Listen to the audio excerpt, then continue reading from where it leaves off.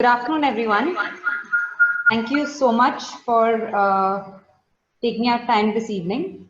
For those of you who do not know about the sessions and have not attended our previous webinars before, Malleshwaram Urban Living Lab is a collaboration between Sensing Local Foundation and Malleshwaram Social, which is a community group I'm sure a lot of you guys are already aware of. Basically, we've set ourselves up as a living lab, and the idea has been to support community level initiatives so that we are able to sustainably move the conversation forward, as well as we are sort of working towards developing community oriented projects that can be curated in a way that we implement them finally going forward as well. This particular session is our fifth webinar. The idea of having this webinar is to look at the community health systems that Malleshwaram has and how during this time of COVID we can make them stronger, as well as they can become beneficial for all of us who are a part of the community. The session is of course divided into a few parts. We will start with the first part, which is focusing on a dashboard that we have created, which will have all the information that is useful during COVID times. We are calling it the COVID resource kit. I will take you all through that. So that's the first part of the session. The second part of the session, we have esteemed panelists. I introduce them. I think I see some of them here. I can see Manjula.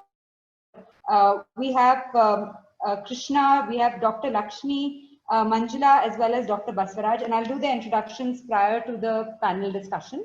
And finally, what we have is an update on the 4 projects that we have already started in the community. So that is basically a call for people to start coming in and participating in these projects as almost sort of taking it up and building a stronger collective of citizens where we can curate this entire ecosystem well. So starting off with the presentation. So what you see here is the link of the COVID resource kit. The website is called Malleshwaram Living Lab. It is accessible. This presentation will be accessible. So will everything related to whatever we do in the previous webinars plus this webinars as a recording.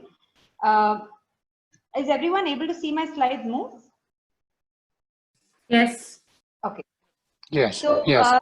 coming to the website, so we've created this platform which has basically targeted itself towards COVID right now because we have started over the last few months. The section I'm showing you is the COVID resource kit. This basically has multiple information. So we are looking at a whole section on tackling COVID, and I will go into that section in a lot more detail. There are notifications and circulars, there are ward and booth level committees, and we will talk about this because one of the projects that we're taking up is to help in that mobilization.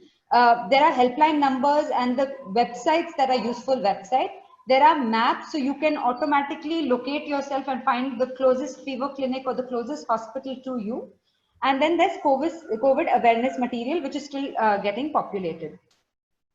So coming to the entire section on COVID, we have divided it into 4 parts. So the first part is on safeguarding against COVID. So this is for all the people that are currently trying to safeguard themselves against COVID, which is most of us.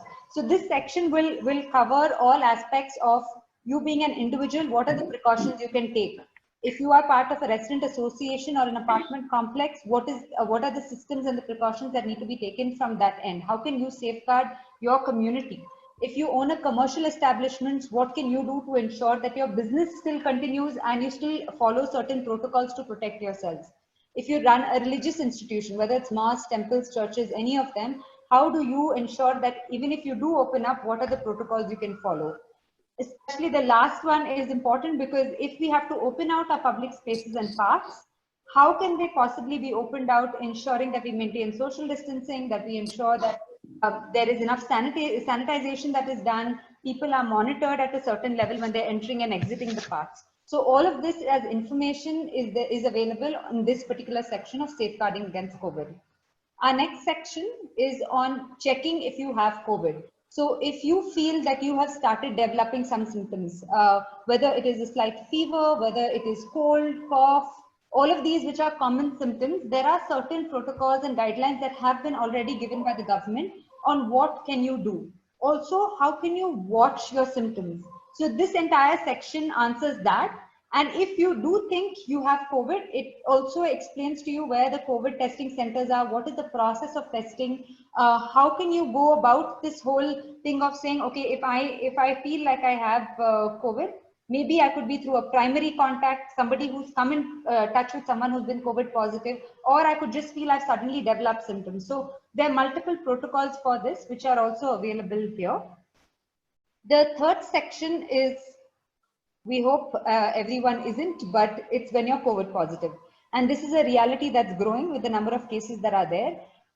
This is very important information in terms of what is the COVID treatment that will happen and that you can actually access.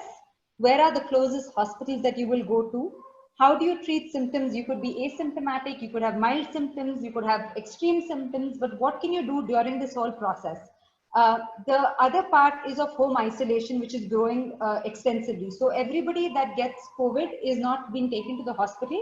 You are also allowed to opt for home isolation.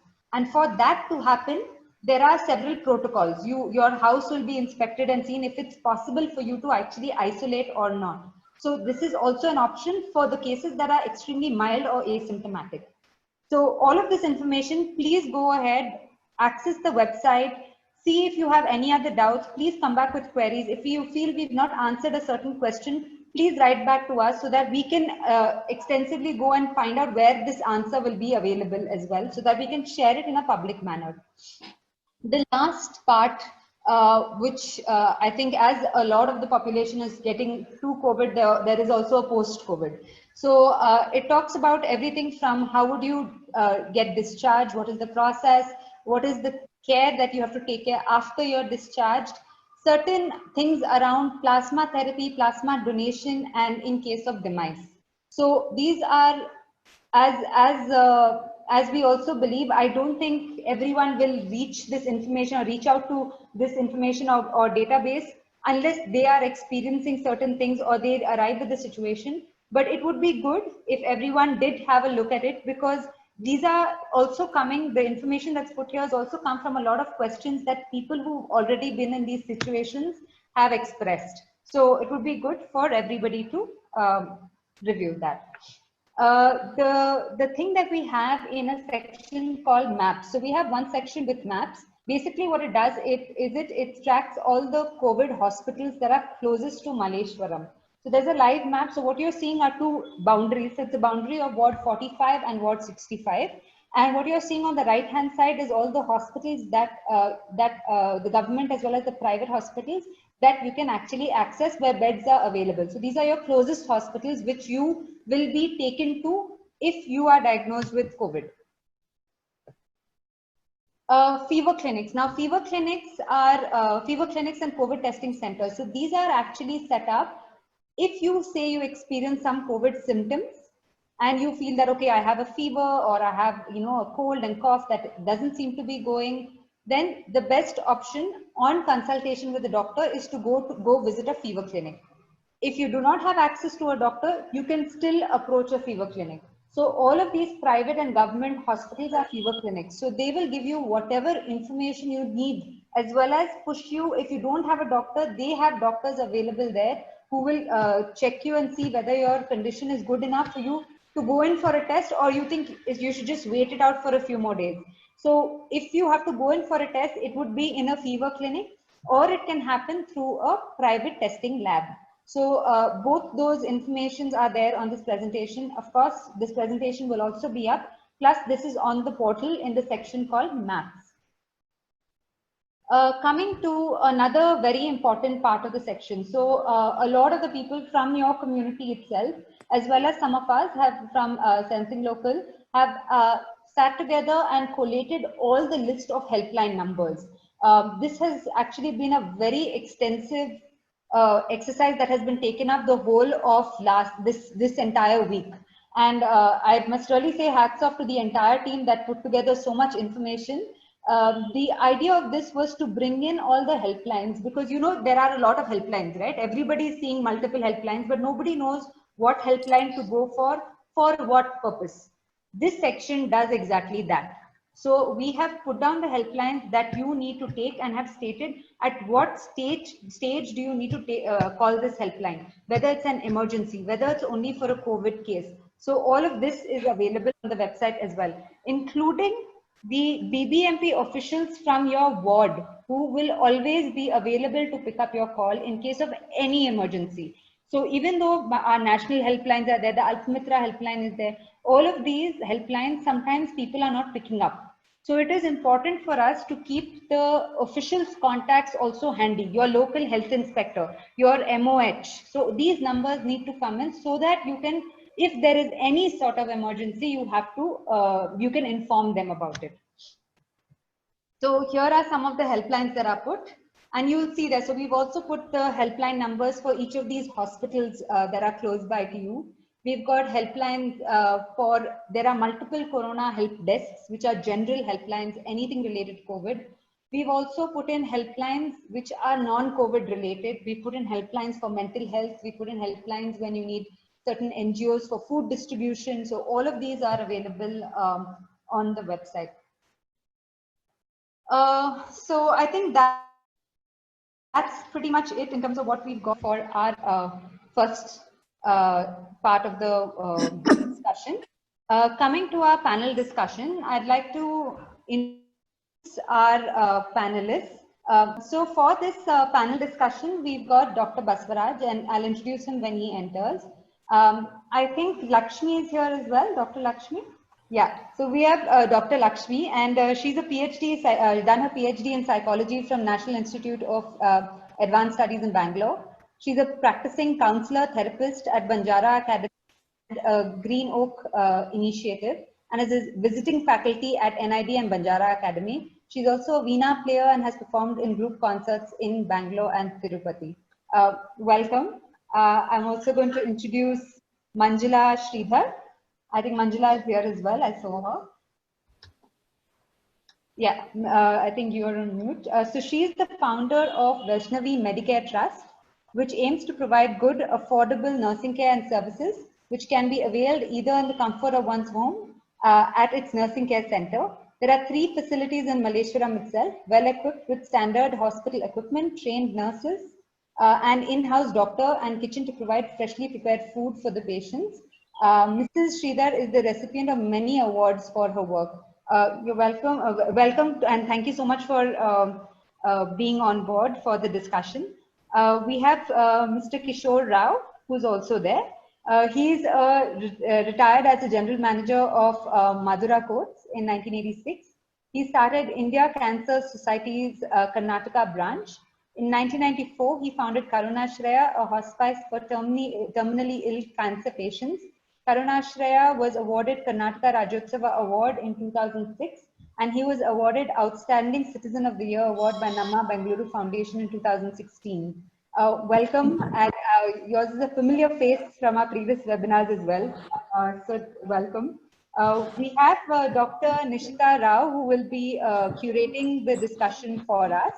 She's an obstetrician and a gynecologist and a consultant in Lakshmi Maternity and Surgical Center. So we have Dr. Basvaraj join in as well. He's a consultant intensivist and HOD at Bhagwan Mahavir Jain Hospital and a consultant physician at Manipal Hospital, Malleshwaram. He's previously been the HOD of Critical Care Department at Manipal Hospital. He has worked extensively on invasive procedures required for patients with acute needs, including bronchoscopic intubation, and he's currently part of the group of doctors working at the COVID facility at Manipal Hospital. Welcome on board, Doctor. We're really happy to have you, and the fact that you've taken out time from being at the OPD. I'll give over to Dr. Nishita. Yeah, Dr. Basvaraj, welcome. And I can see that you are actually making time from in the middle of treating patients. There were a couple of concerns that everyone had. First and foremost, let me just introduce myself, because I don't think you were there when I was being introduced. I'm a Dr. Nishita. I'm an obstetrician and gynecologist. So I know how difficult it is for you to work with or to treat COVID patients, because we don't do it. You know, we do not take in or admit COVID positive patients, I think for the fear of other maternity and moms and newborns. But the hard work that you are doing and the constant danger that you are facing every day is something that has to be known to everyone. So, Dr. Basavaraj, to start off with, what exactly happens once a patient gets admitted in a COVID positive patient gets admitted? What exactly do you all do? Like, how do you all assess the severity? Okay, so can you all hear me? Yes. Yes, doctor. Okay, I will start with little before that. Like patients who are suspect, somebody has got fever, cough, cold. They need to get the throat swab done. Till that time, we will not be able to differentiate whether they're COVID positive or COVID negative. And the question what you asked is, yes, once the throat swab comes positive, what we can do? So we generally divide them into 4 groups: asymptomatic, mild symptomatic, moderate symptomatic, and severe symptomatic.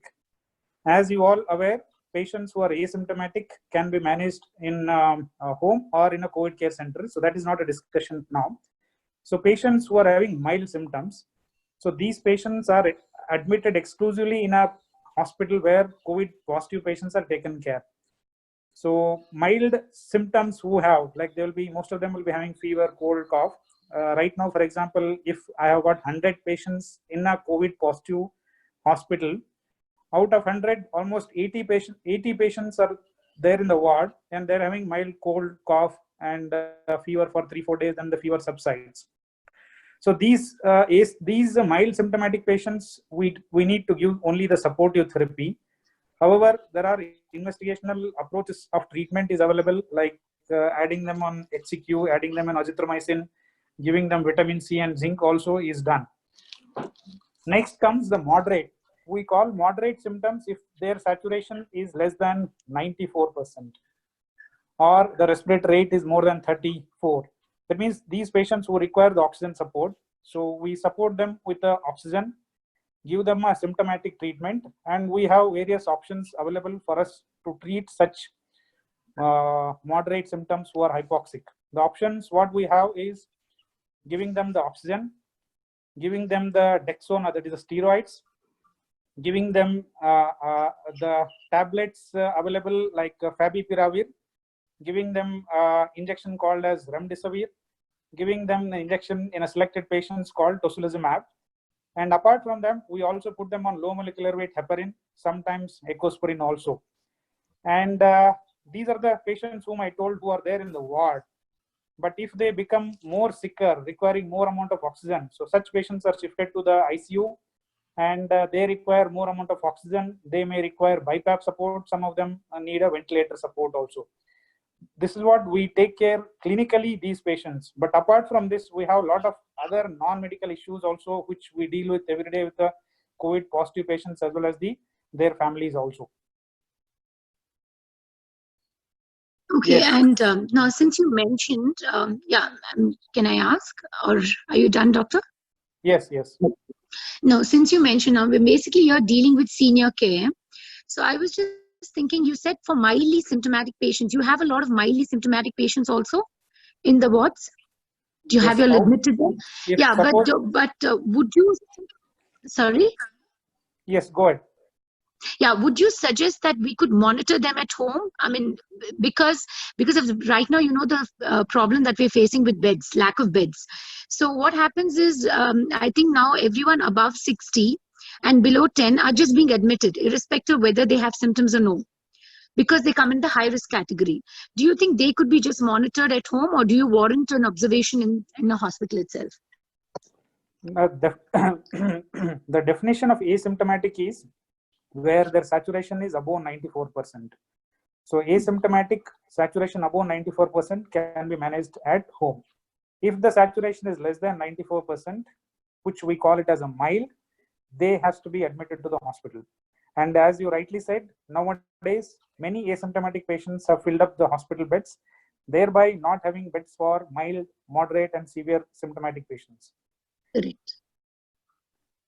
So how would you suggest that the people should deal with the situation where ambulances and beds are totally unavailable?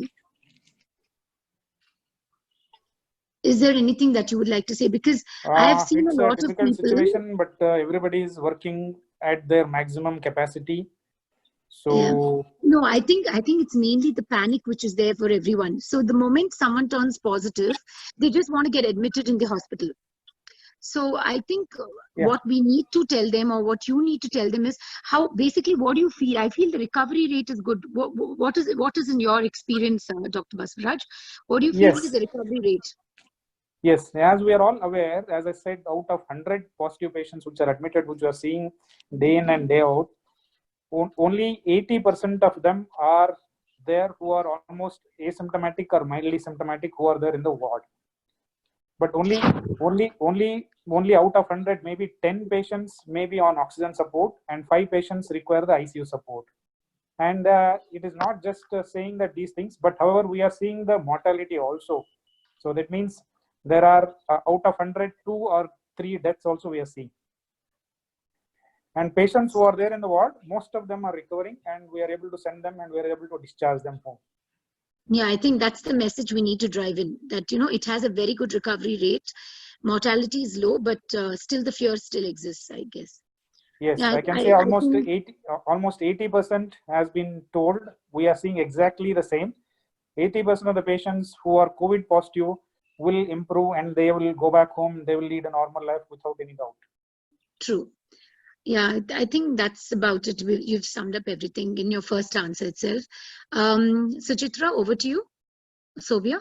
Yeah, actually, because doctor is also in a hurry and he is in the OPD, I'd like to open it out to any sort of questions. We can have very quick questions, and then we'll continue with the other panelists as well. If anyone has a question, please message it in the chat, and we will take that on. Meanwhile, Sophia, you can ask him some of the questions that have already come in. A few questions had come in from some of the participants of the webinar earlier, if I can just address them to you. One of the questions that says that how soon can help reach an invalid senior citizen in a dire situation? I think a part of this you mentioned, but is there any, because these are vulnerable, come under the vulnerable category, is there a separate way to reach them in a more urgent way? As opposed to the younger population? Yeah, so what I would suggest, since these are elderly, so since many tele-OPDs are available now, so as soon as they are having some symptoms or signs, they do not know whether it is COVID or non-COVID, it's better they approach the doctor either through the tele-OPD or if possible in person. But I would advise tele-OPD should be the first choice and then in person, and then go ahead with what doctor suggests. So early approach through the tele-OPD or the outpatient is a better way. Okay, and this tele-OPD information would be available. We need to find it out from the hospitals, is it? The option. Yes, most of the hospitals have got tele-OPD. Okay, okay. I think a few other questions have started coming in. I'll just read out the questions from Preeti. If someone shows symptoms, which hospitals in Malleshwaram should we go to? Malleshwaram, as you all aware, initially we started Malleshwaram, Manipal north side Malleshwaram, but since it is totally COVID positive, so hence patients who are not proven, they cannot be taken there. So whichever hospital you are comfortable, you can go there. But as far as I know, where the throat swab is done, maybe the nearest is, I think, the Columbia Asia, Yeshwanthpur, People Tree, and the Sparsh Hospital and Apollo Hospital. So these are the one where fever clinics are running, and the doctors will be available. They will suggest whether they need to undergo the throat swab or they need to get treatment for the non-COVID issues. Okay. This is coming from Vishwesh. What kind of first aid can you give out to someone who is breathless while waiting for medical help without putting oneself at risk? See, somebody who is breathless, right now what they need to do is they need to get the throat swab done to know whether they are COVID positive or COVID negative. So that is the first basic thing that needs to be done. That means before that they need to approach the doctor and get these tests done. But however, only the symptomatic treatment can be given at home. If they have got fever, yes, they can have a fever. If they are breathless, they can keep the pulse oximeter at home, check the oxygen level. If the oxygen level is low, I can suggest maybe they can keep the oxygen concentrator at home, or they need to approach the hospital as early as possible. So an oxygen concentrator, keeping that in emergency cases would be helpful. in that? Yeah, it may help till you get into the hospital. It's not that you need to continue treatment at home with oxygen concentrator till you get a bed. Yes, you can use it if the oxygen level is low. Okay. Coming from Krishna, we are hearing about many positive post-COVID medical problems. How common are they? Can you repeat? We are hearing about many post-COVID, so patients that have recovered having medical problems. How common is that? As a doctor, we are still not seeing many of the post-COVID patients, but if they have specific problem, then I can address. Okay. In terms of the COVID certificate to get admitted, I think this somebody has mentioned this. I think that's the number. Do you need that number to get admitted? So you should have done the testing to get admitted? Yes, once the testing is done and if the COVID positive is there, then the government will give the number to that particular patient, and that is what is required. Okay. Coming to, I mean, just to add to that question, if somebody has not done the COVID test, can they still move forward and come to a hospital, or they have to go through that whole process in case it's an emergency?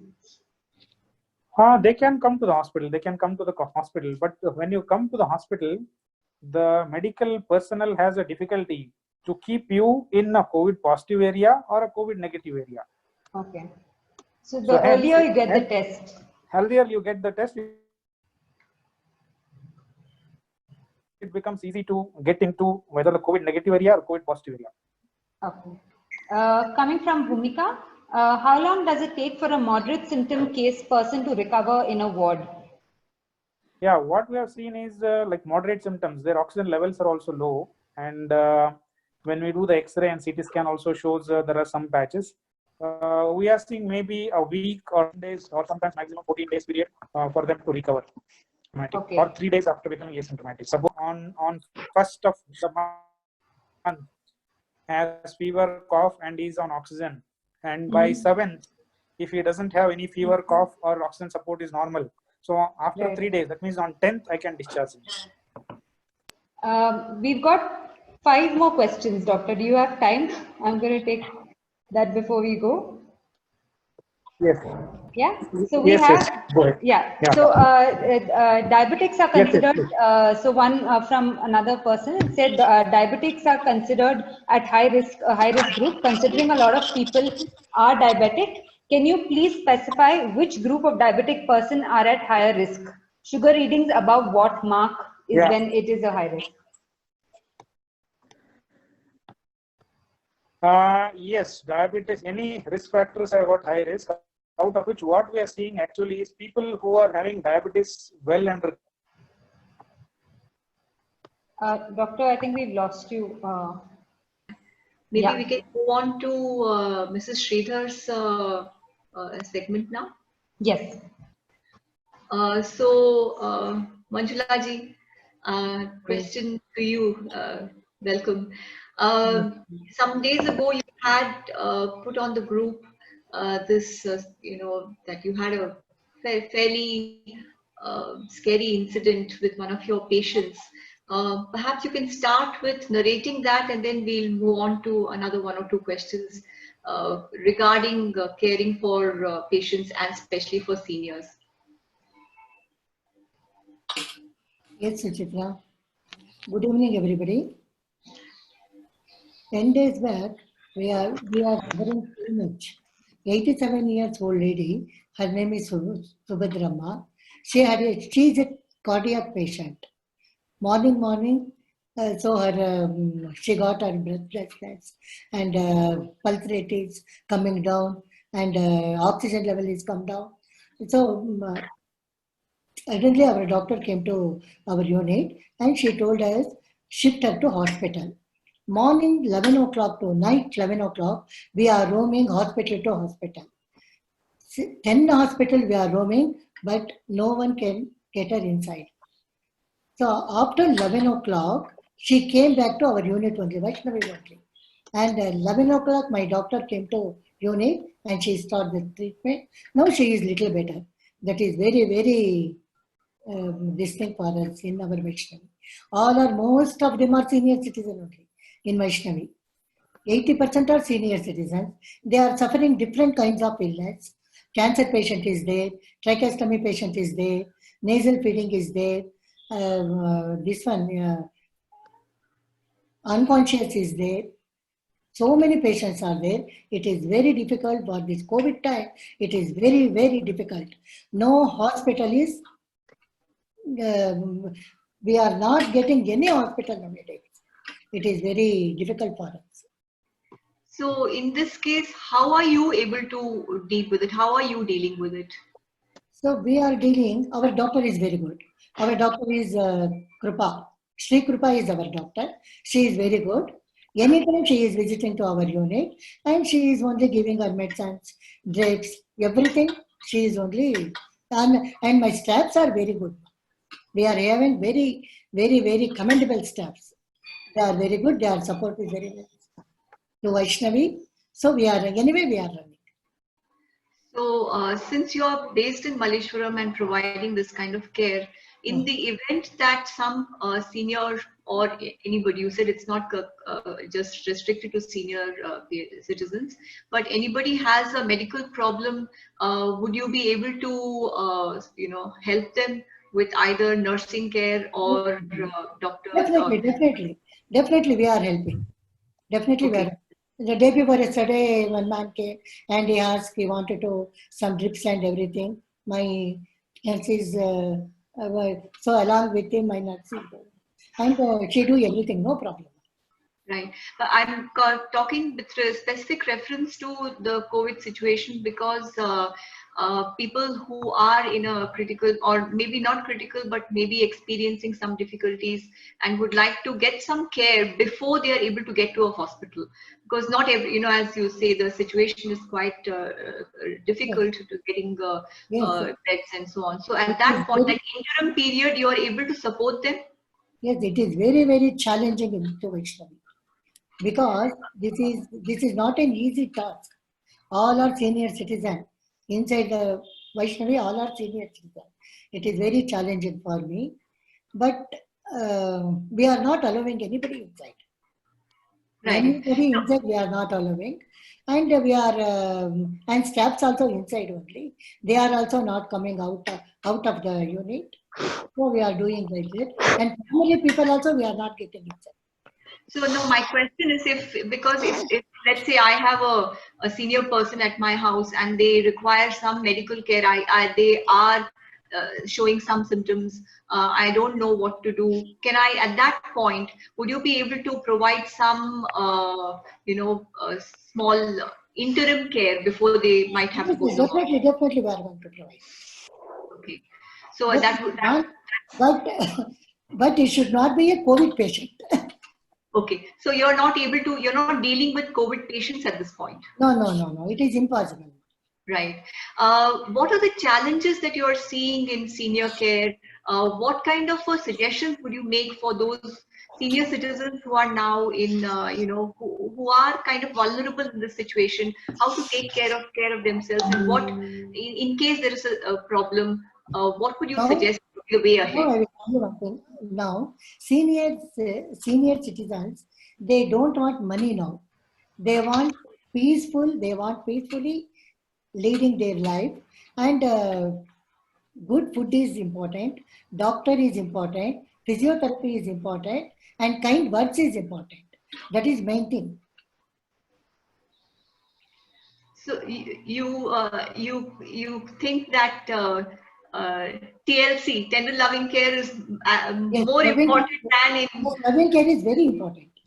How do you see, do you see a lot of faster recovery when there is a certain human element and compassionate? It is depend upon their illness. Depends. Okay. Is there any dialysis patients are there? How can I tell dialysis patients are recovering? No. Alternate days they are going to dialysis.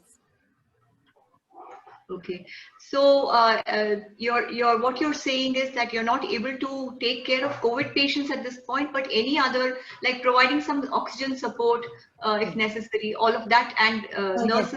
Yes. Oxygen support is there with me. Suction support is there. So everything is there with me. No problem. Right. It's So like a hospital we are in. right. So in case of a non-COVID case, if somebody feels vulnerable, they can get in touch with you. You are available 24/7. Yes, definitely, definitely. Right. Okay.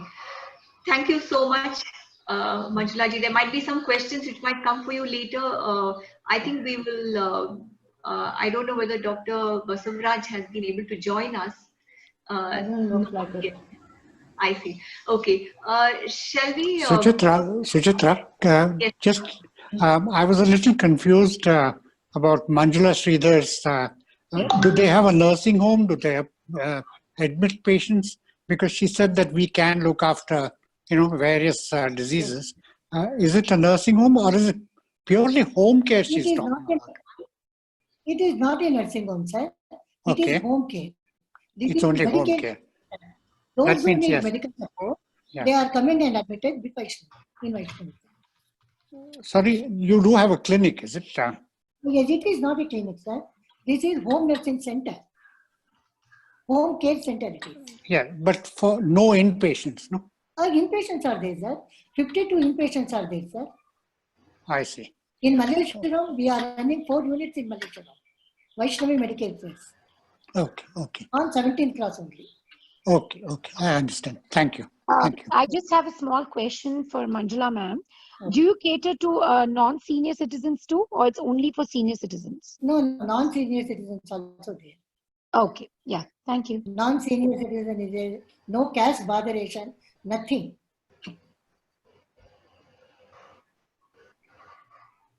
Yeah. Yeah. Sophia. Yeah, I think we can. Shall we move on to the next section and then take on questions for Ms. Manjula as well as the counseling part as well, or we can also complete the questions here. If there are questions targeted towards elderly care, then we can complete that and then move to the mental health section.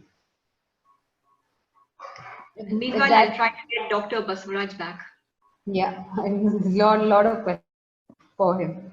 So I think, shall we have the questions for elderly care right now?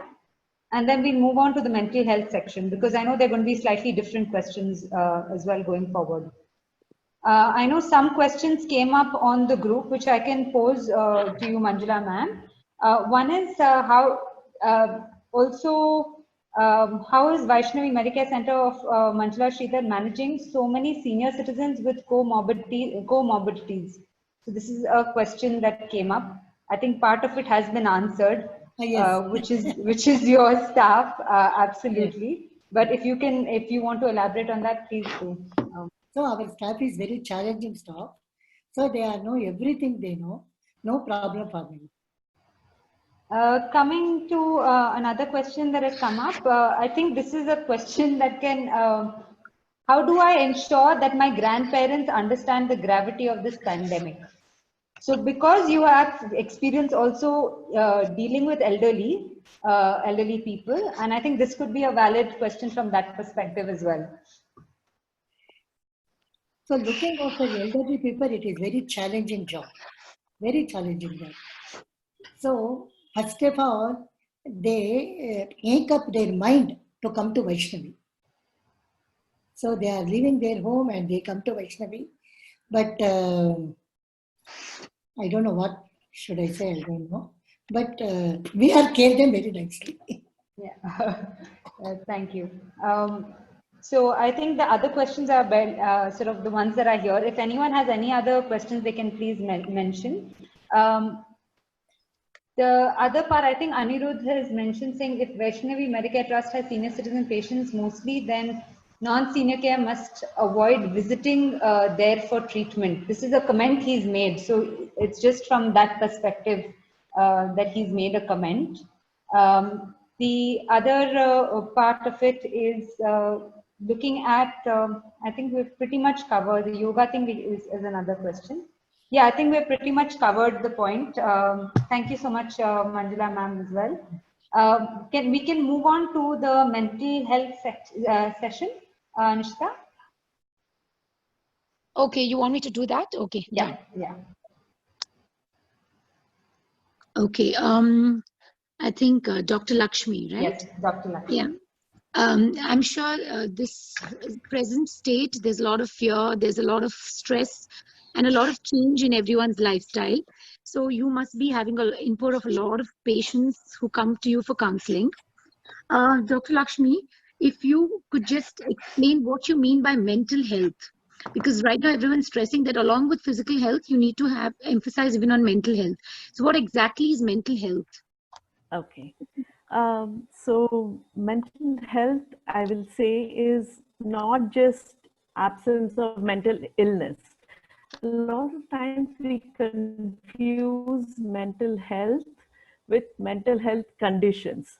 The moment people hear mental health, they only think of, depression, anxiety, and, all kinds of disorders which come to their mind, which are, more prevalent and more known than the actual positive parts of what mental health is. So you're right that physical health and mental health, all of them are really very important.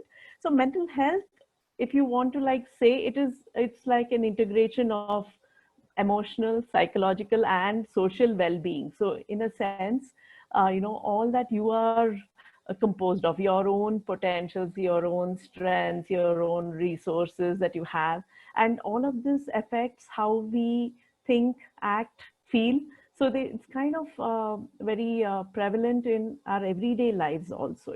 Our each of our activities is affected by our mental health, which is a mixture of the well-being. So it's not just simply, it's our ability to enjoy life, it's the resilience we have, it's our ability to cope with stresses, everyday stresses, be productive, develop healthy relationships, and so many other activities that we go through every day without realizing that this we need we call it as mental health as such.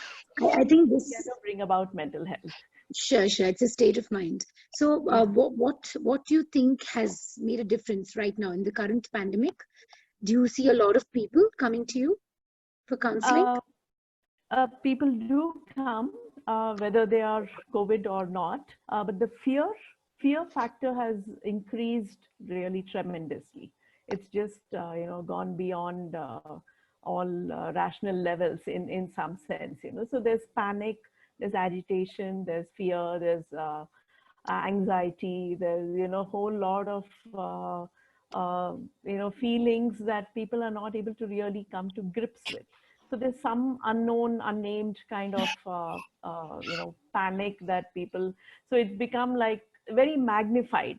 So they've lost. People, I think, have lost their sense of be able to think reasonably, or be discreet, or have some discretion, and be able to differentiate between what they need to worry about or not worry about. So this worry factor, fear factor, agitation, anxiety, panic has really gone up, and the people are feeling really stressed out about the whole thing.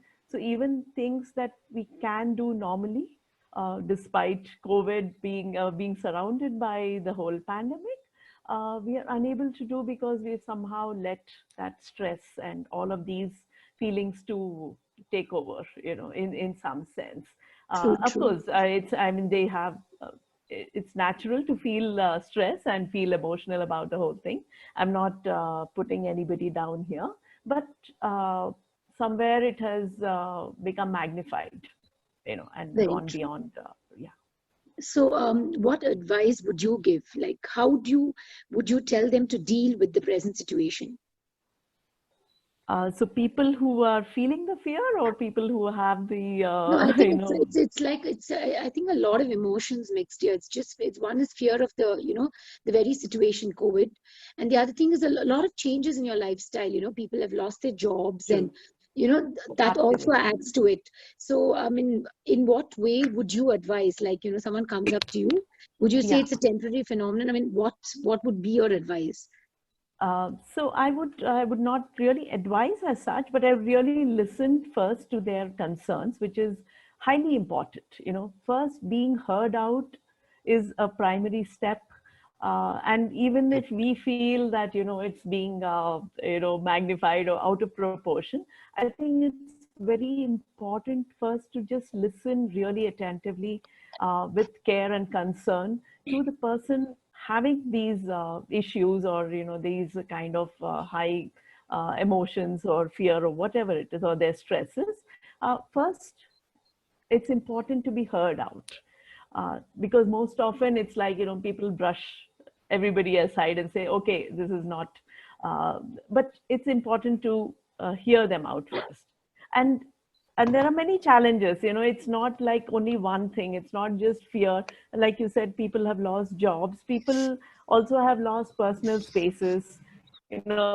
Homes have become suddenly very, populated, where, and there's not enough space for everybody to do their own thing. So that also seems to be burdensome. It's weighing on people a lot of the time. So there's a whole lot of different concerns that people come with. So I would say it's important to first step back and see what is, what you can control, what you cannot control. First, see what we can control is taking the necessary precautions. That is very important, that we can control. We can wear masks, we can sanitize, we can keep ourselves, as safe as possible. How we respond to others, that we can control. How we respond to different news items that come up, that we can control. What information we can give to others, that also we can control.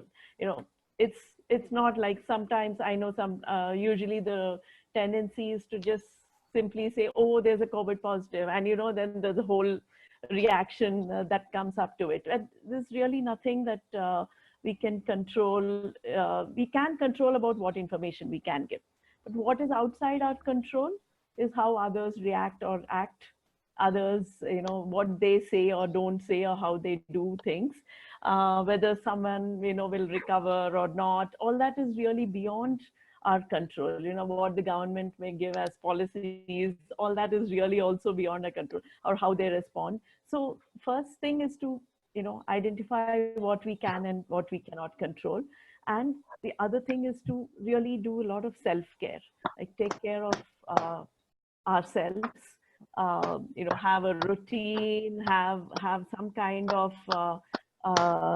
self, eat, sleep, exercise, maybe do some kind of, breathing time, slow breathing, do some meditation, yoga, anything that, or music, whatever is, take some time off in a day to kind of do some kind of relaxation activity that is important for you. And most important thing, I think, is to share your concern. Feel, call up somebody, and if you want to call it venting out, do vent out. There are people, there are resources available who are going to just listen to you. It's very important to not bottle up, but actually share what is going on with you. And that, I think, is really a huge way of, trying to take care of yourself, to feel that, get that support from the community, your family, friends, or maybe even counselors and therapists, or whoever you feel.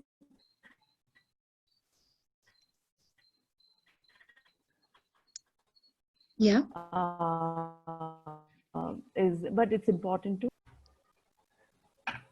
and there's also, you can do gratitude exercises maybe, and go over the day and say, okay, what you did today, maybe you've helped somebody, and feel grateful for what you've received and what you may have given to somebody else.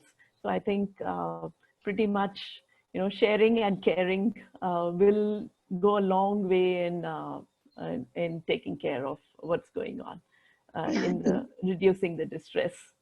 Yeah, I agree with what you said. I think the main here is the fear, because people are getting a lot of information through a lot of social media, which most of the time is exaggerated. I think they need to talk to the right people to get the true information or the correct information. Right. Thank you so best much. To keep one resource and, go with some reliable resource exactly. source, and reliable go sources with that. something. Yeah. Yeah. I think it's a fear of, it's mainly a social stigma more than anything. Yes, and Once that's you're that's COVID one more positive, thing that everyone's I worried. would like to, say that, stigma has become a really, people are being stigmatized. Correct. That's the Uh, thing. so even if you're in quarantine for any other reason, you're being stigmatized. Totally. So stigma is really pulling people down, and it's so this sharing and caring, I think, when will go a long way in Long even way. reducing Yeah. stigma. So you can take care of yourself and of others too, as Yeah, well. sure. Thank you so Thank much, you. Dr. Lakshmi. That Thank was you. very nice. Yeah. Over to you, Suchitra, again.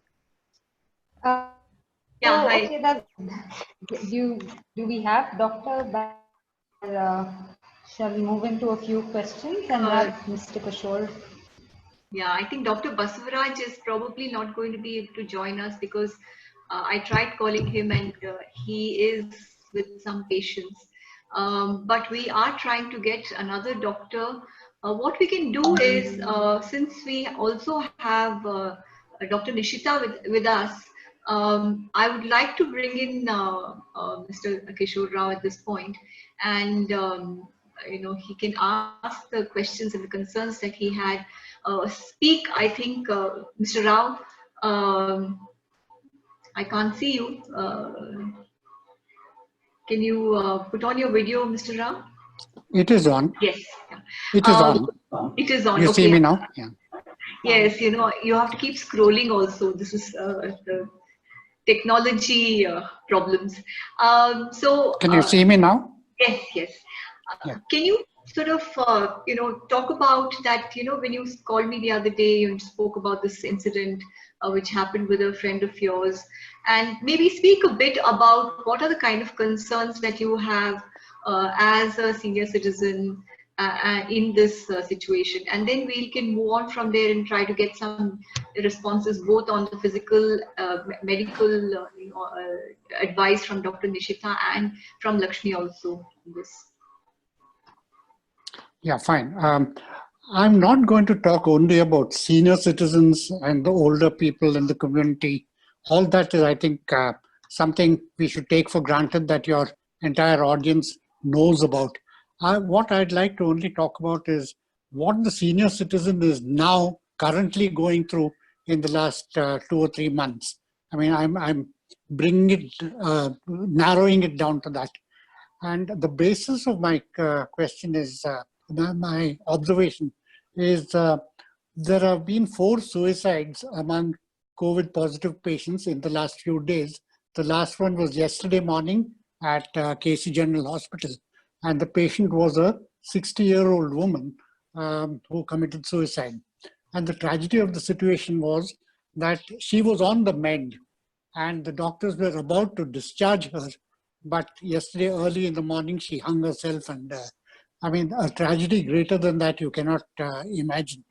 Now, you take that as the platform we are talking from, and what is causing this sort of acute anxiety, acute scare, I would say, of the whole situation. The senior citizen today, I'm talking about not only the educated, literate people, even the illiterate people, what are they going through? First and foremost, I think there's an overload of information. And that overload of information is coming from well-meaning people who think that, that there is something relevant to convey to others, and either on the net, on the internet, or through WhatsApp, or through emails, or on the telephone to various acquaintances, or people talking on a one-to-one basis, where you bring up all sorts of stories about COVID and what happened to whom and and I would say it's coming, sadly, very sadly, it's coming to the level of gossip now, and it's stopped being just information sharing. So that is causing a lot of scare, that's causing a lot of anxiety among people, and more so in the older people. The second or third thing is that we think that we are isolating ourselves, but we are actually getting lonelier and lonelier.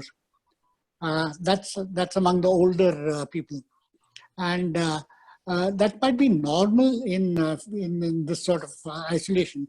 But that has now become a factor where you're beginning to get anxious, you're beginning to get worried, and you're beginning to get almost, I would say, over anxious about things. And that's causing a lot of problem. The fourth thing is that I'm talking about those people who do have access to support. Now, access to support is all right. I mean, you might have your own children living in the same city. You might have children who are at the other end of a telephone line if they are living away from you. But that support is difficult to access at this moment. In my own case, we've got children living here in Bangalore, and they live across town, 16 kilometers away from Malleshwaram. And it's difficult to get, to see them and to meet them and things like that. Now, we know why it's difficult, but that sort of isolation from your own kith and kin, that is causing anxiety. And if I'm allowed to say, because in fora like this, what happens is that people hesitate to think about or articulate about death. That's something that is counterproductive to your own well-being. And I think all of us need to accept that that could be not only for people with COVID, but that's a fact of life where one day or the other, you're going to face that end of life. And so that's something that we should not shun. We should not keep quiet about it. And like Dr. Lakshmi said, you must be able to talk about it or to discuss it in an open mind and that sort of thing. And that keeping quiet has sort of also become causing of fear. Right. The other thing that's happening is that there are people who are reacting differently to the lockdown. Now, my wife and I stay severely at home, except for extremely essential shopping. And that too we do in the middle of the afternoon, so there's nobody. We take every precaution necessary, etc., etc. And when people like me and others see people flouting the lockdown, people going along the roads in absolutely unnecessary movement at this time, and you begin to feel that these are the people who are not only, with that attitude of nothing can happen to me, but what they seem to neglect is that if they are silent, what shall I say, they're not showing symptoms, but they're carriers of the disease. So people who see such people going along the road, etc., etc., that adds to the fear that such people could be well themselves, but they could be carrying the disease and they could be going on. So these are a few of the things that I see my 5 minutes coming to an end. So these are some of the fears among the older people, among the elderly, that we are beginning to face now. And the moment we talk about it, and I promise to talk about death also. There is a fear about if anybody is unfortunate to get the disease and unfortunately passes away in a hospital. You read all sorts of accounts which say that it took 3 days for the body to be given to the relatives. Now these are becoming fears, and maybe there are reasons for it, there are good reasons for it, but this is adding to the fears of people who are not only COVID positive, but also who are the elderly. So these are some of the fears, and these are some of the fears among the current situation among the elderly. So that's it, Suchitra. I think I've come to my end of 5 minutes, or 7 minutes. So I'm through, but I'll be happy to answer any of the questions which I've conveyed to you already. Right. So unfortunately, Dr. Basavaraj is not able to return, but we do have Dr. Jayashree Simha. She's Jayashree. Can you hear me? Yeah, I can hear you. You're on mute, Jayashree. You will have to unmute yourself. No, I heard her. I heard her. I'm not on mute. I have yes. unmuted Now I can myself. Yeah, Dr. Jayashree will have to introduce herself. She's a very reputed anesthetist at Apollo. No, I'm not even Manipal. sure. Manipal. Okay. So I'm sorry. She came like a emergency case. She's attending our webinar in order to handle some of the questions that people had. So we'd like to come back to you, Mr. Rao. The concerns given, I've written it down because I think we'll bring it back later. But the questions that you were planning to pose to Dr. Basavaraj, maybe you can pose these to Dr. Jayashree and the other question that Sobia has also. Do you want me to ask Jayashree or? Yeah? Yes, yeah. Okay. Hello, You know Jayashree. Jayashree very well. Hi, Kishore. Hi, how are At you? least I'm happy. At least I know the panelists. One panelist. Yes, all of them, I should say. Well, I should say that so Mr. Rao is set up Karunashraya and No, you don't have to introduce me about Rao because I know him very well. exactly, and Dr. Jayashree and her husband are intimately associated with Karunashraya. It was actually Dr. Jayashree's husband and I who set Dr. up, Dr. Nagesh and I who set up the thing. So it's not that, and I've known Jayashree for the last 25 years, so no introduction are necessary. Jayashree, I'll plunge straight into the question. Sure. Many of the people have asked how to handle home situations when there is a COVID positive patient in the home. How do you wash their clothes? What do you do? How do you protect yourself from a possible infection? If you handle how do you handle their food? It's more the physical part of being in the same household with a COVID positive patient. That's the gist of this long question that was asked. I'll ask the other question later on. Now, as far as COVID patients are concerned, since the infection can easily travel because of the aerosol in this thing, because when the patients breathe or anything, it can communicate with the others. So most important for everything is isolation. You can be at home only if you're kind of fit enough and so least is symptomatic, and then you're not having any situation, any of the symptoms which requires hospitalization. Those are the people who can be at home. So complete isolation is what is recommended. Basically, they have to be their breathing, their things they use, everything should be separated, and they should be in a different room with a different toilet, and those are the things that is very much essential. As far as the monitoring them is concerned, they can be, if they are asymptomatic, they can monitor with the pulse oximeter and then just, the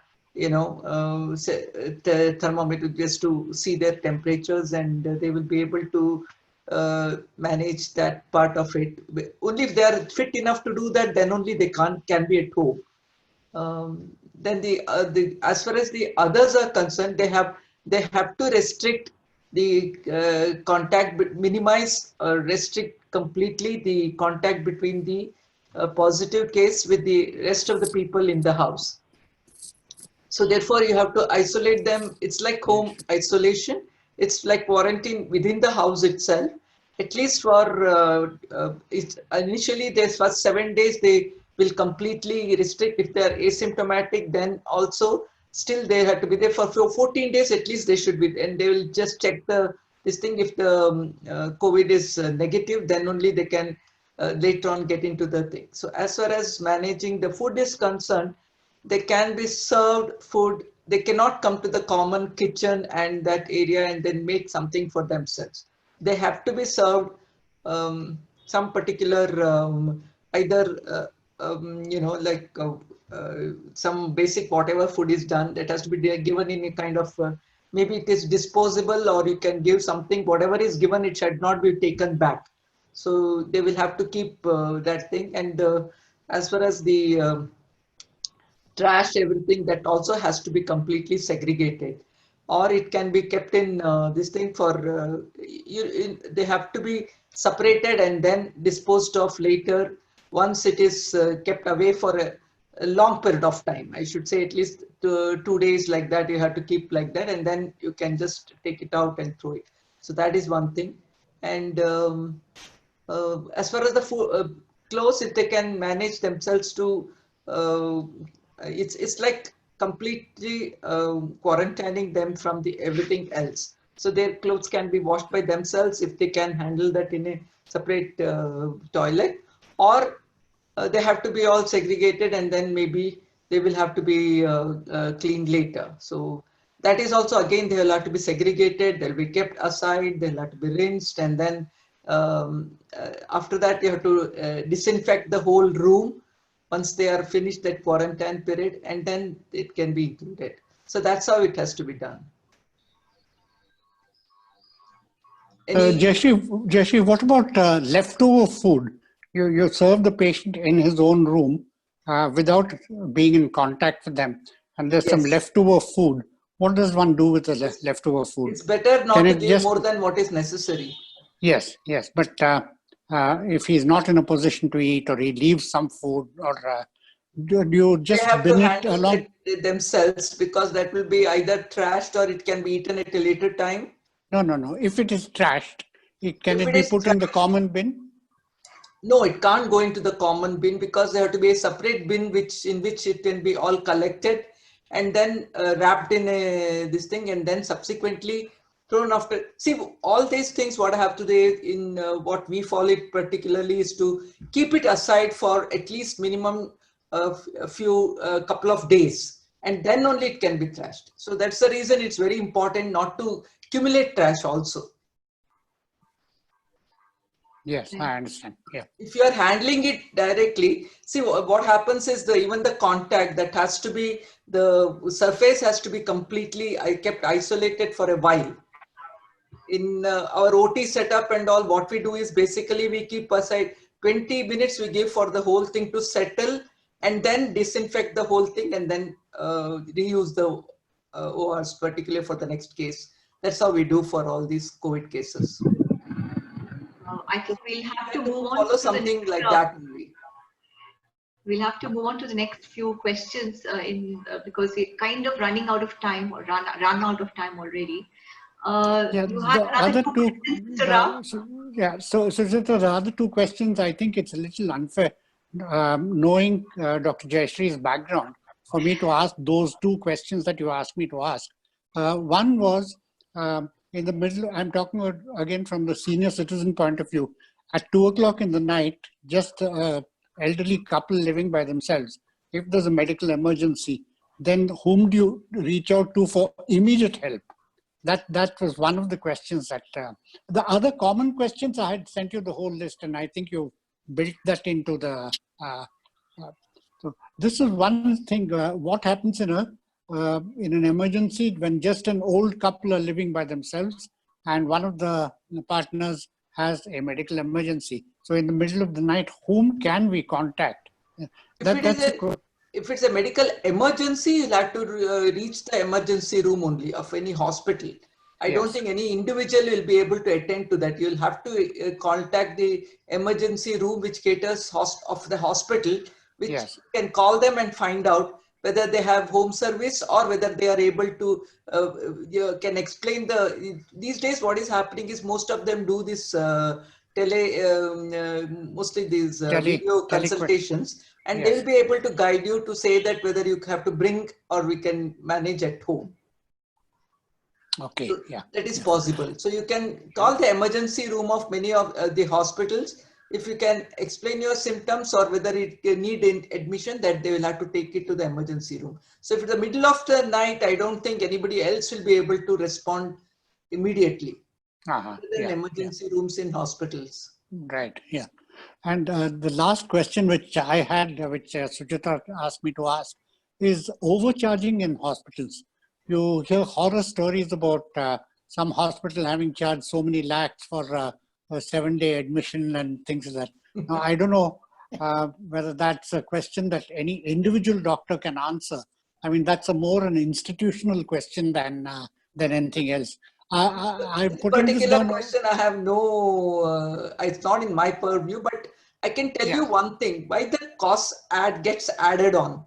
Basically what happens is, everybody, including the medical professionals, the paramedics, and everybody is so worried about the situation.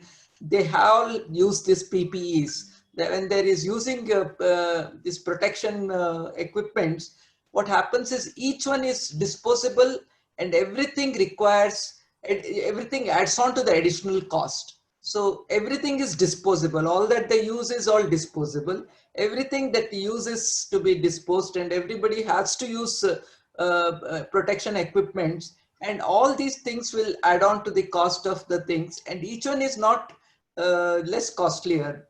So if you have to acquire them from anywhere, it will not be. That is one of the reasons for many of things. But many of the hospitals have their own price lists, which I'm not able. I'm not an authority to answer on that, because I myself don't know what our hospital charges, honestly. Yeah, that's why I said an individual doctor really cannot answer this question. It's unfair to ask a question like this to an individual doctor. But what Dr. Jayashree said is very true. Everything, all we talk about the PPE, that's the protective equipment that all the medical staff use, not just the doctors. It is completely disposable, and you have to throw it out as soon as they finish dealing with one patient. So that adds to the cost, unlike any other normal illness. So that's something that we need to keep in mind, I think. Suchitra, the other questions I had already sent you, and I think you built them into the general questions, the questions that people asked me, and I've conveyed them to you. A lot of these questions are actually being answered on the website. On the website. Yeah. The website that was shown to us right in the beginning of this webinar. I think all the questions that I conveyed to you are answered in that website. And I think that, sorry to interrupt, Suchita, is that one which I sent you all, the list of various actually guidelines, etc.?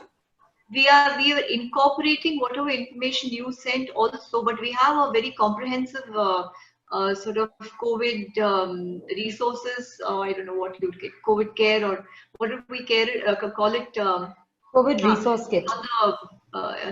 Yeah, it's on your screen now, what we call a COVID resource kit. In fact, it would be very good if people like you, professionals, went on the website, looked at it, and told us where you feel there are gaps or maybe some inaccuracy of information, because we've tried our level best to get the information from various resources, various places, and collate it at one place. Oh, wonderful. Yeah, so do go through it and give us your feedback at a later point. We will be in touch with you. I'll just respond, because it also has something to do with what Ravi has brought in, to what Mr. Rao said about isolation and anxiety, and the fact that there's a lot of superfluous information going around, and that adds to almost like a gossip-like situation, and all this adds to the kind of fears that are building up. So in fact, this is one thing that we have, kind of recognizing, and that is one reason that we had Lakshmi on this panel, and she is putting together a community of mental health practitioners who have all volunteered to give their time, and their numbers will be on our website. And soon enough, I think we try to make it more and more robust, so that we can address these issues of the community. The other part where he said that access to support, medical support, this again, we are putting together a spreadsheet of doctors who are willing to be available for the community as a primary source of information, or some kind of, if you have a small query and you're still, whether COVID or non-COVID related, you can call them up and at least get some kind of a hand-holding till you get to the correct, destination, either a fever clinic or a hospital or wherever you need to go. So that is the second thing we are doing.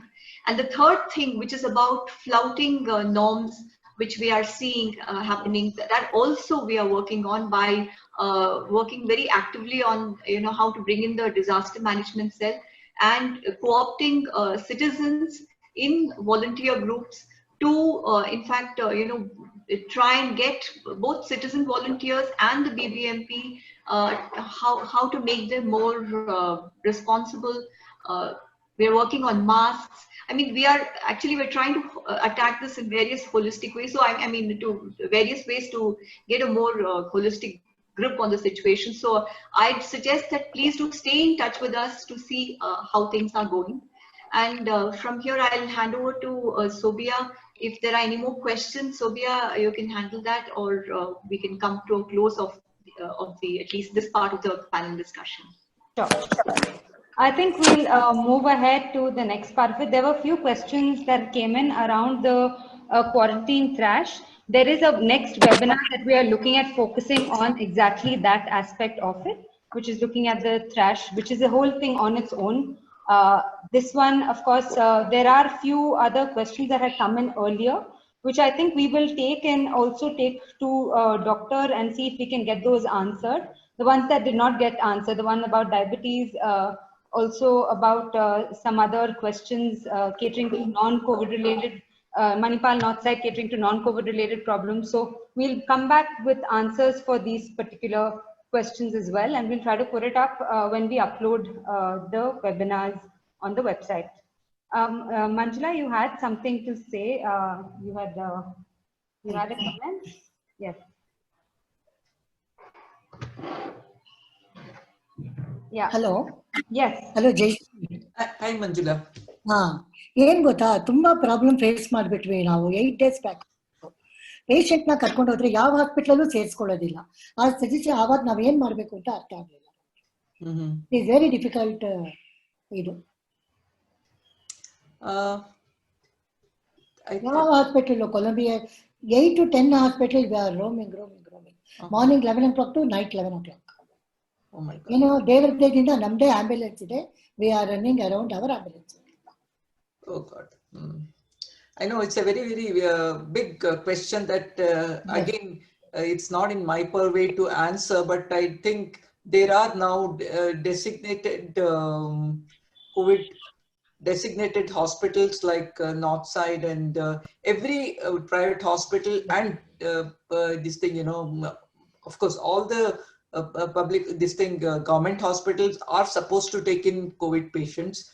But the bed situations have been really bad. So it's very, very difficult for me to tell you that this is the answer to any particular thing. We will have to again go through this rigmarole of going through and finding out where it is available. Is there, I don't think if there is any common site where you can get the available. They are trying to create one, so that where there can be one common access from where the beds can. Hello. See where beds are available. Hello. No. Availability illa, Jayashree. If I can also suggest, Manjula, there is also BBMP is now put in a hospital bed availability. Sure, there is a common site on which they are going to put up this particular thing that is non-COVID patients. Yes, so that is also common. In fact, this 1 week of this thing lockdown is only because that the hospitals were overwhelmed by the number of cases which came up suddenly, and they were still, in spite of all those the months of preparation, it was still not adequate. And this lockdown is only particular to make sure that those things are addressed at the hospital level. So this is what that preparation is being done. That's why it is this 1 week lockdown was asked for. Otherwise, there was no purpose of this 1 week lockdown. So I think the link has been set. Aniruddha has also shared the link on the coming out with that website. Actually. They've already actually put it up. We've also put it on our website. Yes, it is also on our website as a link where you can go and access that. I think we'll get a close to this panel discussion. Thank you so much for everyone for joining us. I think what Suchitra said is a valid point in terms of whether it is mental health support or it is medical support. Building this network of doctors for Malleshwaram is the key output that we want to go towards. So that is something that we are going to work towards, along with a few of the other projects. I'm actually going to take a few more minutes going forward, where we have a few of the other projects that we're doing discussed and the reasons why we are doing these projects. The first project is around wearing masks in public spaces. Krishna, if you could just give us a very brief description about what this project is about. In the mask group, we are doing a couple of things. One of them is we are coming up with a survey to find out what kind of masks people wear and what is their experience, how comfortable they find these masks and so on.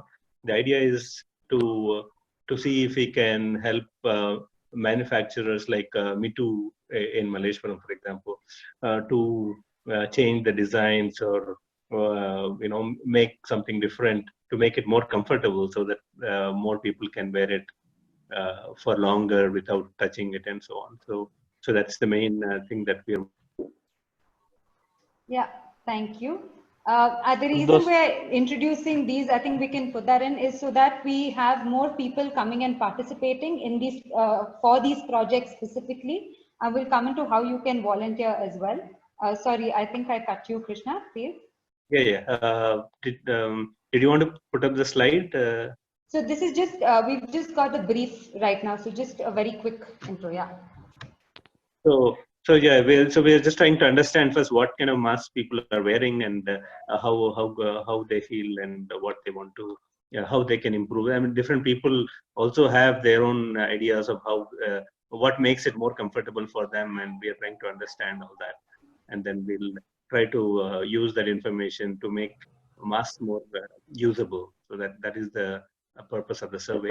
We'll have the survey out pretty soon. So we are looking for more volunteers for the mask group or for all the groups. So if any of you are interested with us, please do join. Great. Thanks, Krishna. We'll move on to the next project. Is Maya or Mani, one of you all there? Hi, I'm there. Yeah. Okay, Can you hear great, me? Mani. Yes. Yeah. The second one is on locating hand sanitation stations in Malleshwaram. Mani, over to you. Okay, thanks, Aishwarya. So yeah, we have been trying to do a few things here. One is to find out what are the key locations that we should look at Malleshwaram for the hand sanitizing stations. And the second one is, okay, what is the feasibility in terms of the place and in terms of what should be the equipment or the hand sanitizing dispensing stations that we should get and so on. So thanks to my daughter, she has put in a lot of effort in identifying a few things. We have done some preliminary work, and thanks to Google and Sundar Pichai. So what we have done is we have done extensive survey in terms of the restaurants and then the eat outs, the hospital. Yeah, thank you. Bus stops, parks, okay, places of worship. It includes mass and churches and temples and so on. And so this is a preliminary one, and as part of this, what we need to do is to identify some of these locations and see, is it feasible at all? Because some of the locations may need maybe in a place where we may not be able to use the dispensing stations the way that we want to. So we need to look at multiple dispensing. It could be a small box which contains a soap to something that is much more extensive. Thanks, Sobia. And we have been looking at multiple options. It should be inexpensive and it is easy to maintain. And it also is something that uses less resources in terms of water, electricity, and so on. You can get very fancy ones which are infrared based. If you go to Reliance Digital, you will see something that works on infrared, right? And then you can have something very simple that, as you see in Sankey Tank, foot operated, you can have a dispensing station. Or you can have, if you go to a restaurant, you will see some wash basin with soap and so on. So we need to figure out what works best in which location. So that is something that we have been looking at. The immediate priority is, if you can move on to the next page. Previous one. Yes. So the immediate priority is to identify which areas really need something immediate. For example, if you go to a ATM or if you go to restaurant or something, they will already have some sanitizing stations, right? So we don't really need to have those things on priority or even look at them. The important ones will be something like a bus stop where people really need to have something and where you have crowd, and maybe some eat outs where there is no immediate washing basin or sink or whatever. So we need to identify these. And we are also planning to do a walkthrough, okay, in these locations. This is where I will need help. Given the COVID situation, given where we are today with all the lockdown and everything, if someone is close to these places and if you can tell us, hey, this is possible, not possible, I think that'll help us a great deal. We don't really have to walk around to see the feasibility. And so if any one of you is staying close to these locations, please let us know. Please mail Aishwarya or Sobia or me, and then we'll find out, we can add to our list as to, okay, which locations really need these things immediately, okay?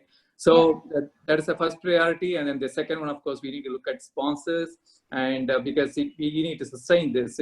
One is to put up, the second one is to sustain it on we don't know when COVID is going to end, right? And even as a basic hygiene, as a basic discipline, I think we should have this as part of our Malleshwaram locality. And so we need to look at sponsors who can take care of going forward. Great. Thank you, Mani. Moving on to the next one, which is enabling the implementation of SOPs. Vishwesh, if we could have you. Yeah, okay. So I'm just going to sort of quickly, one of the things that we had sort of initiating was a survey of really the establishments. And we were focusing on eateries, which in Malleshwaram are mostly hole-in-the-wall eateries or darshanis, which spill out onto the footpaths.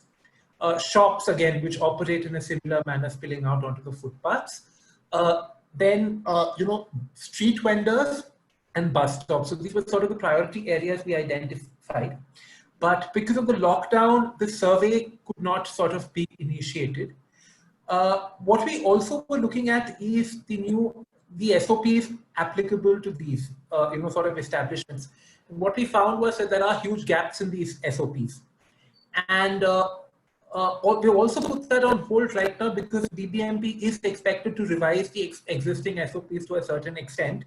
And I was in another meeting today where somebody mumbled something about a draft of these SOPs floating around.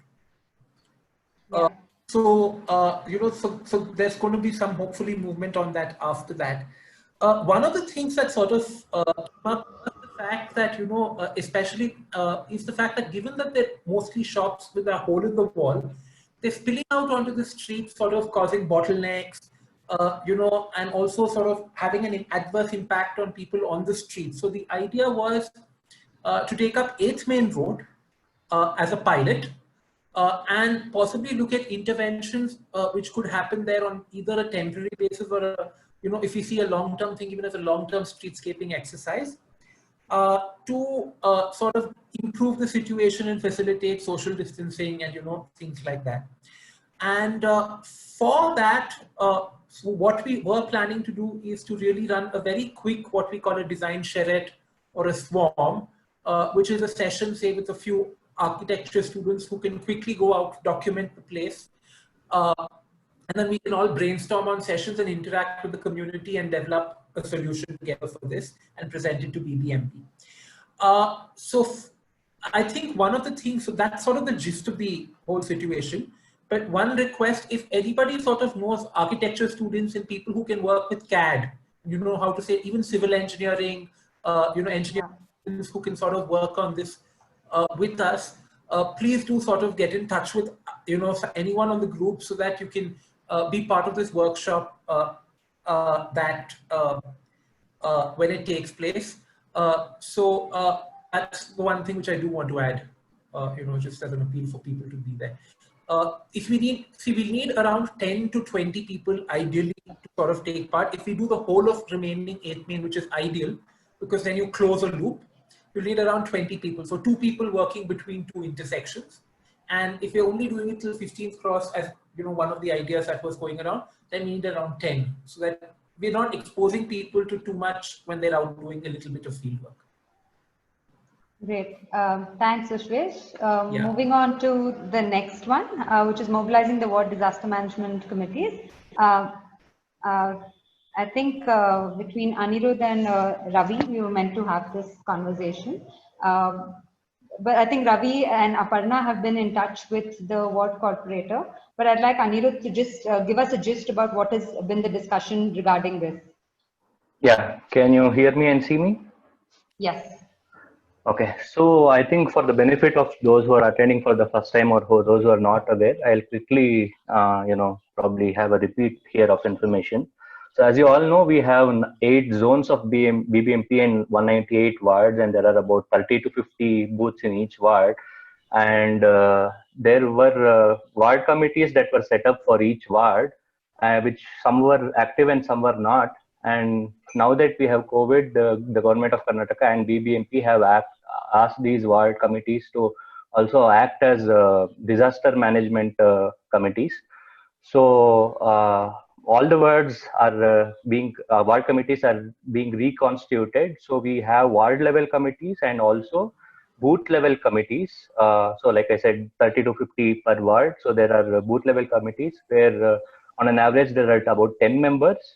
And if you can go to the next slide, there are about 10 of them usually from a volunteering background. So 10 to 14 of them would constitute in a booth level committee.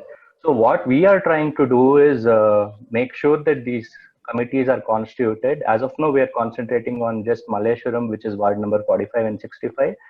And the latest update is BBMP had all over Bangalore for all the wards had constituted and conducted a training programs for these ward committees just day before yesterday. The YouTube link is, I think, available on this presentation, and we can also send it over to you, which I think all of us can look into. So from Malleshwaram Urban, from MUL, some of our volunteers have attended this training. So what we are trying to do is build an ecosystem as a part of objective of MUL itself. So we are trying to look for volunteers where each of us can help each other, and also we are looking for volunteers who can be part of this ward committee itself, booth level, and also ward committees.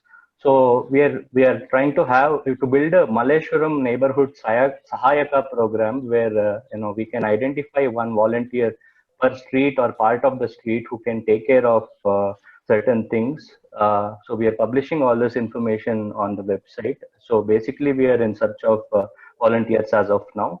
And one more update is that for each ward, BBMP has been officially releasing helplines and contact numbers. First level contacts, health officers, second level contacts, what is the escalation path, and all this. So ward by ward, it's being released. Yesterday, I think 5 or 6 wards have got, and Malleshwar we are yet to receive. So as soon as we receive it, there'll be an update on this as well.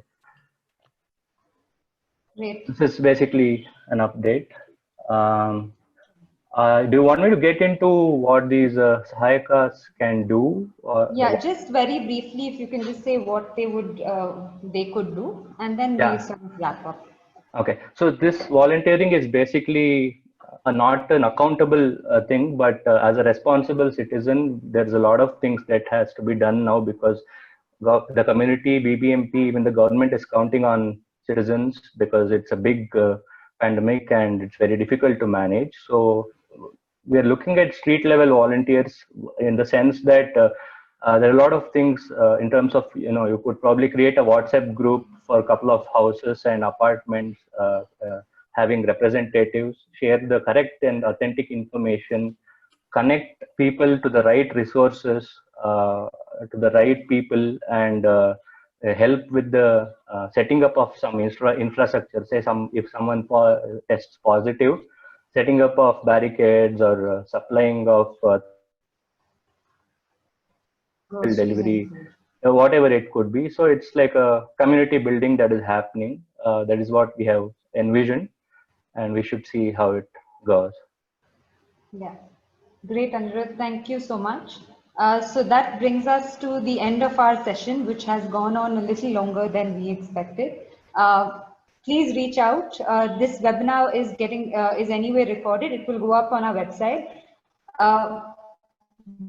Join one of these groups. Be a part of the discussion. Be a part of the conversation for the community. And a lot of things that may not have been answered in the session, we have taken a note of those questions. Be sure that we will reach out to doctor again, get these answers going. On the mental health and the network of doctors as well, we are building the list of doctors. So if you do know of doctors, I think we'll be sharing around an Excel, which we'll put on the website, and a way in which you can just email us those links of or the contacts of any of those doctors, whether it be for mental health support. There are some helplines also which we have put regarding from whether it's mental health support or whether it is any other support that's required, from rations to anything else, which is also available. So thank you so much. Thank you all for your time on Saturday. And I hope you all found the session helpful and useful. Please write to us with any other feedback as well. Its point is going to be well noted and well taken. And so we can make our other next following sessions more better for you, because it is for the community at the end of the day. Great. Suchitra, anything else? Yeah, I'd like to especially thank Manjula Sridhar, who has stayed on till the end, and she's an important sort of resource with the community also, and Dr. Lakshmi, who is now putting together a whole network of mental health practitioners who will also be there to help the community. So basically, what we'd like to do is to sort of bring together as many people to help each other in our own community. And people like these are important, sort of contributors to this. So thank you very much, both of you. Mr. Rao had to leave, so I couldn't, I'll thank him separately. And we hope to see all of you back. Yeah, I'd like to especially thank Manjula Sridhar, who has stayed on till the end, and she's an important sort of resource with the community also, and Dr. Lakshmi, who is now putting together a whole network of mental health practitioners who will also be there to help the community. So basically, what we'd like to do is to sort of bring together as many people to help each other in our own community. And people like these are important, sort of contributors to this. So thank you very much, both of you. Mr. Rao had to leave, so I couldn't, I'll thank him separately. And we hope to see all of you back. So thank you very much. Thank you, everyone.